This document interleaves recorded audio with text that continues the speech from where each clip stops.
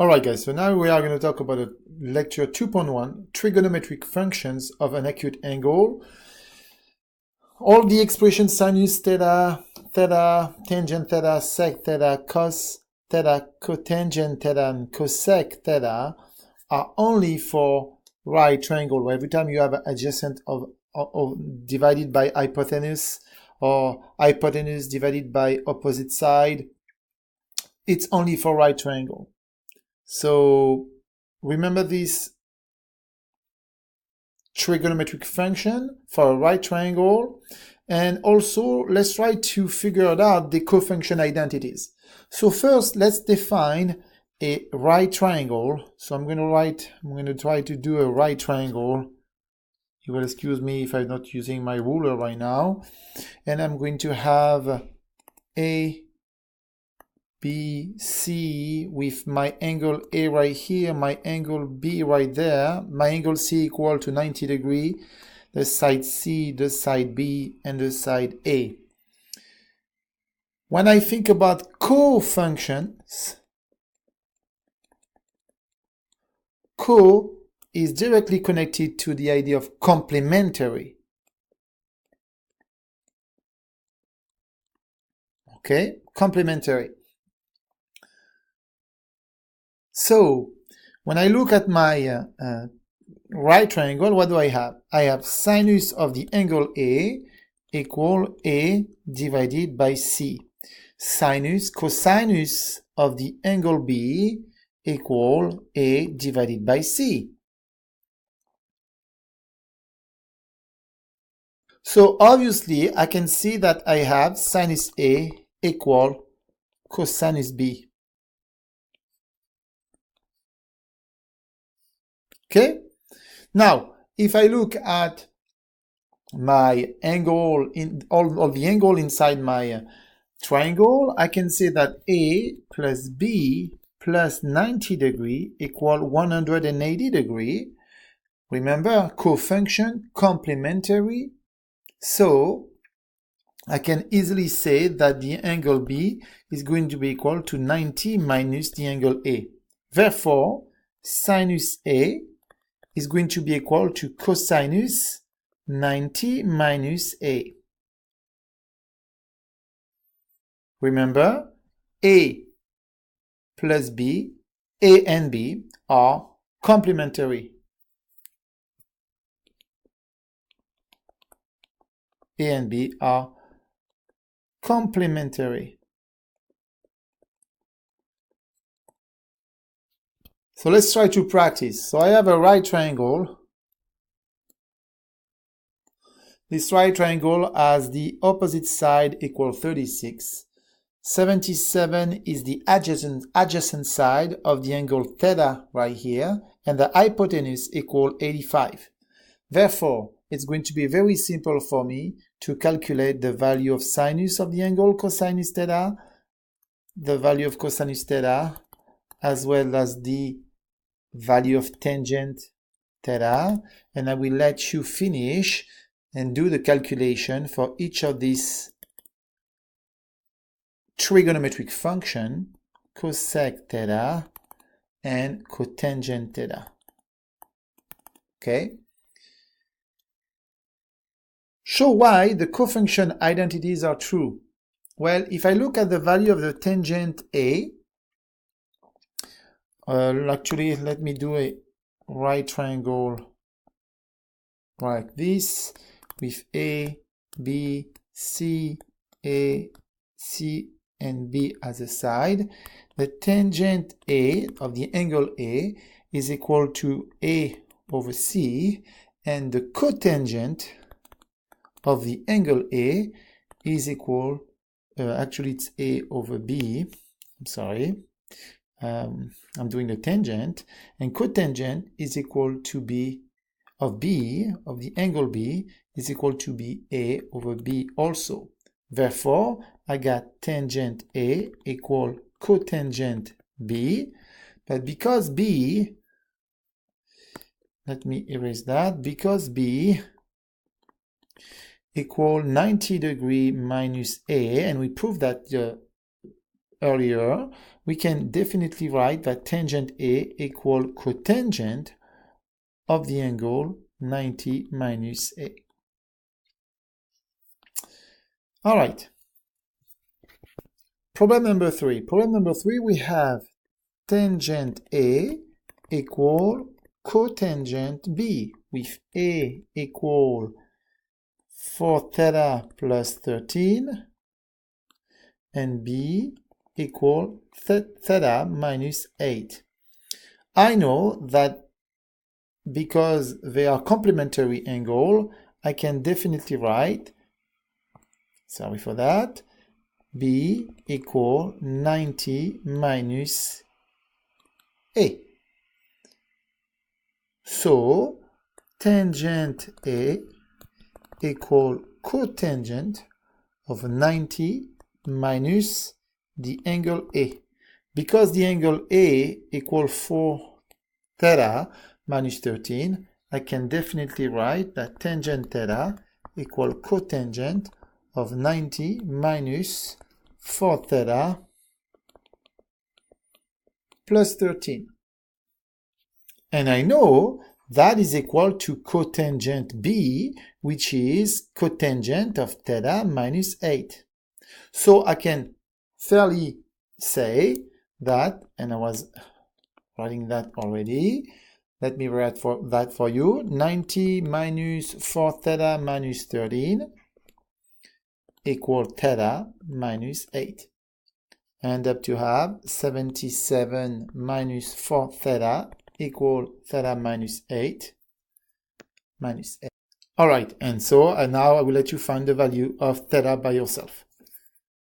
All right, so state how the sine, cosine, and tangent function increase or decreasing with the increasing angle. Please fill up the blank on your page. Okay, so now let's try to go to trigonometric function value of special angles. So we have a triangle, and this triangle is having the, if I define this as the angle theta, I realize that I have also the angle theta right here.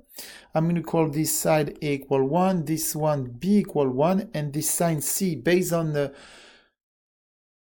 Pythagorean Theorem, I know that I'm going to have 1 square plus 1 square equals C square.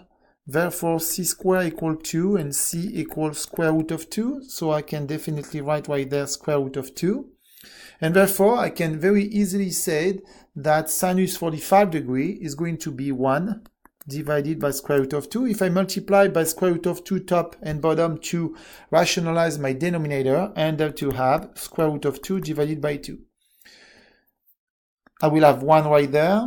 I will have also square root of 2 divided by 1, which is square root of 2 for the sake of 45 degrees. I will have 1 over square root of 2, which is square root of 2 divided by 2 for the cosinus. The cotangent equal 1, and the cosec will be equal to square root of 2. All right? So, from the geometry, what do we have? Well, we know that the sides opposite the congruent sides of an isosceles triangle are congruent.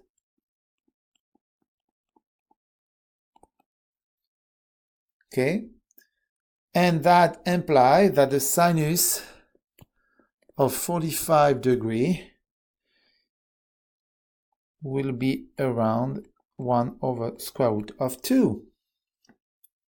Remember, 1 over square root of 2, if you multiply by square root of 2 top and bottom, you end up to get rid of the square root of 2 on your denominator, and on the top you get square root of 2 divided by 2.